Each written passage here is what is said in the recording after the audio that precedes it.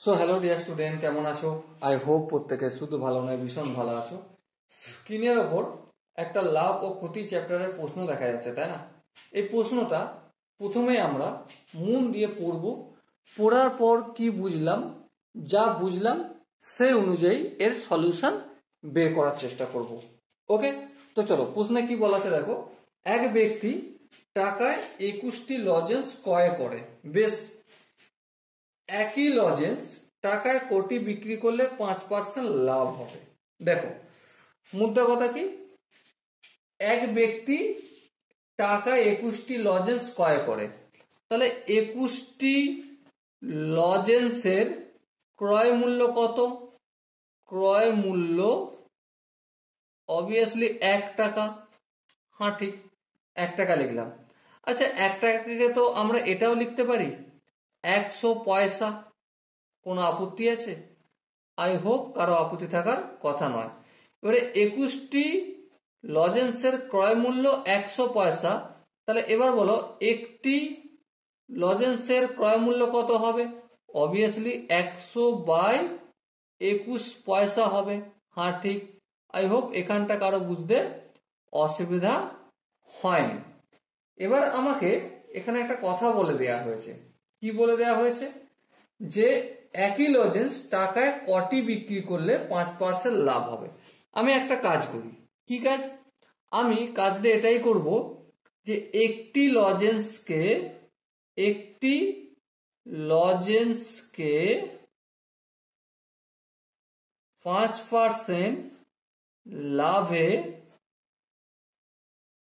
বিক্রয় করতে হলে বিক্রয়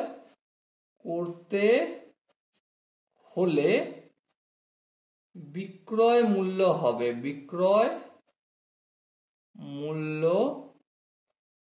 হবে কত হবে? একটার ক্রয় মূল্য কত? 100/21। তার সাথে অ্যাড করব। কত অ্যাড করব? 100/21 এর 5%। হ্যাঁ ঠিক, তাহলে এটাই হলো আমাদের একটা লজেন্সের বিক্রয় মূল্য। হ্যাঁ ঠিক, তো চলো আর একটু ক্যালকুলেশন করে যাই। 100 আপন, আচ্ছা সরি, এটা 20 কেন করলাম, এটা 21 হবে। 21 করলাম প্লাস 100/21 ইন্টু 5/100। হ্যাঁ ঠিক, আই হোপ এখানটা প্রত্যেকের বোঝা গেছে। এর চিহ্নর বদলে ইন্টু করলাম, 5 লিখলাম, পার্সেন্টেজ চিহ্ন উঠে 100 হয়। তাহলে এই 100 কেটে গেল। তো কি পেলাম? 100/21 প্লাস 5/21। 21 এলসিএম 21 হবে। আর 21-কে 21 দিয়ে ভাগ করলে 1, 1কে 100 দিয়ে গুণ করলে 100 হবে। 21কে 21 দিয়ে ভাগ করলে 1, 5কে 1 দিয়ে গুণ করলে 5 হবে। তাহলে 105 পয়সা।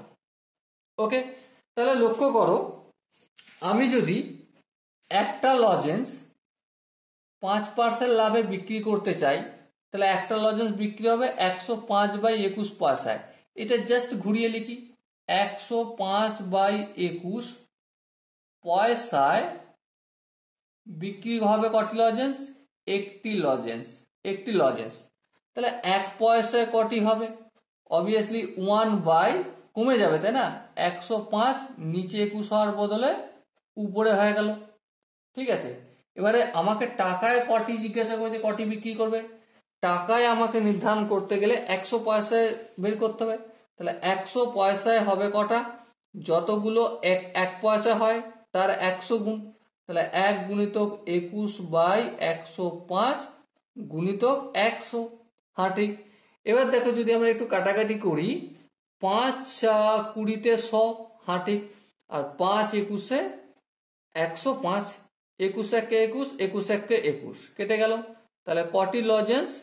20টি লজেন্স বিক্রয় করতে হবে 1 টাকায়।